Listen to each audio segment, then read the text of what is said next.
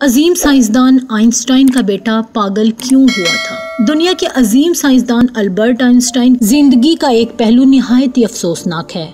इंसान की जिंदगी जितनी भी हसीन लगती हो, लेकिन इसकी जिंदगी में खुशी और कामयाबी के साथ साथ गम और नाकामी भी जिंदगी का हिस्सा होते हैं, फिर चाहे आप तारीख के सबसे बड़े साइंसदान ही क्यों ना हो। आज हम आपको ऐसे ही एक साइंसदान से मिलवाएंगे जिसने अपनी जिंदगी में बहुत अरूज देखा। वीडियो शुरू करने से पहले अगर अभी तक आपने हमारे चैनल को सब्सक्राइब नहीं किया तो प्लीज सब्सक्राइब कर लें और बेल आइकन को प्रेस करें ताकि ऐसी मालूमाती वीडियोस आपको मिलती रहें।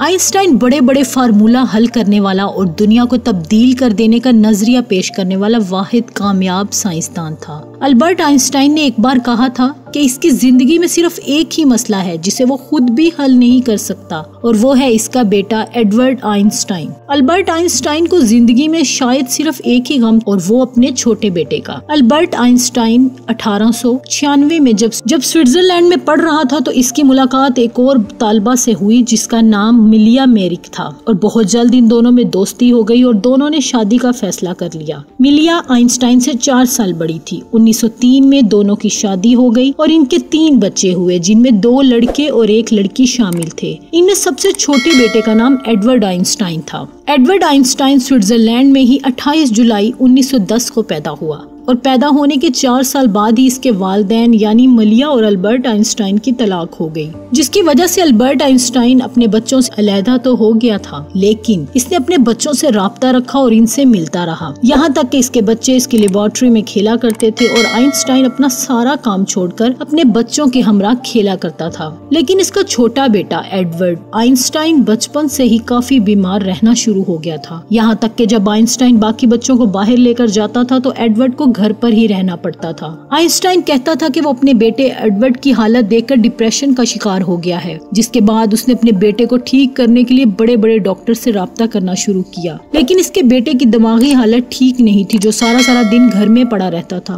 वक्त गुजर गया, लेकिन फिर एडवर्ड की हालत बेहतर होना शुरू हो गई। आइंस्टाइन अपने काम में मसरूफ था और दुनिया में इसका नाम मशहूर होता जा रहा था। दूसरी जानब इसका बेटा एडवर्ड, जिसकी हालत बेहतर हो गई थी, इसे अलूमे नफ्सियात पढ़ने का शौक पैदा हुआ। उसने यूनिवर्सिटी में दाखिला ले लिया, जिसके बाद एडवर्ड की मुलाकात एक लड़की से हुई जिससे एडवर्ड को मोहब्बत हो गई। लेकिन इस मोहब्बत का अंजाम कुछ अच्छा नहीं हुआ और इस लड़की ने एडवर्ड को छोड़ दिया। इस लड़की के धोखा देने की वजह से एडवर्ड बहुत मायूस हो गया।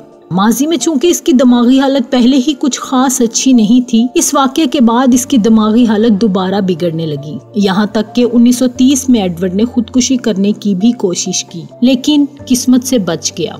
आइंस्टाइन, जो इस वक्त जर्मनी में मौजूद था, अपने बेटे के लिए सख्त परेशान था। एडवर्ड आहिस्ता आहिस्ता अपने बोलने की सलाहियत भी खो गया और दिमागी सलाहियत के साथ साथ इसकी बोलने की सलाहियत भी चली गई, और एडवर्ड को इसके बाद स्विट्जरलैंड के एक पागल खाने में दाखिल करवा दिया गया। दूसरी तरफ आइंस्टाइन ने दूसरी शादी कर ली, लेकिन इसकी दूसरी बीवी के मुताबिक अपने बेटे का गम आइंस्टाइन को खाए जा रहा था। इससे ठीक से काम भी नहीं हो पाता था। 1933 में जर्मनी में हिटलर ने हुकूमत संभाली। आइंस्टाइन उस वक्त दुनिया का सबसे बड़ा साइंसदान था, लेकिन इसके साथ साथ ये एक यहूदी भी था। हिटलर के दौर में यहूदियों के साथ कुछ अच्छा सलूक नहीं हुआ और आइंस्टाइन को यूरोप छोड़कर अमेरिका में पनाह लेनी पड़ी। उसने अमेरिका में शहरियत तो हासिल कर ली, लेकिन इसका बेटा एडवर्ड, जो पागल खाने में मौजूद था, आइंस्टाइन के साथ अमेरिका नहीं जा सका। अमेरिका जाने से पहले आइंस्टाइन अपने बेटे से आखिरी बार पागल खाने मिलने गया, लेकिन वो अपने बेटे के लिए इससे ज्यादा कुछ नहीं कर सका। आइंस्टाइन को फिर भी भरोसा था कि वो अपने बेटे को अमेरिका बुला लेगा, लेकिन ऐसा नहीं हो सका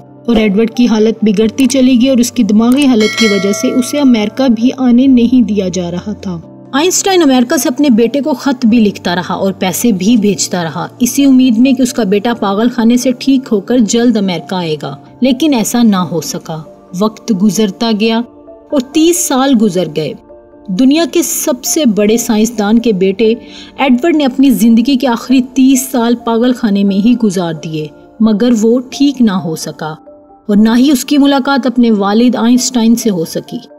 एडवर्ड 55 साल की उम्र में जिंदगी के आखिरी 30 साल पागल खाने में गुजारने के बाद दम तोड़ गया। कहते हैं कि जरूरी नहीं कि जो शख्स बहुत कामयाब हो वो अंदर से भी इतना ही खुश हो, और शायद जिंदगी इसी का नाम है। दुनिया का सबसे बड़ा साइंसदान अपने ही बेटे के लिए कुछ ना कर सका और इसी बात का गम उसे सारी जिंदगी लगा रहा।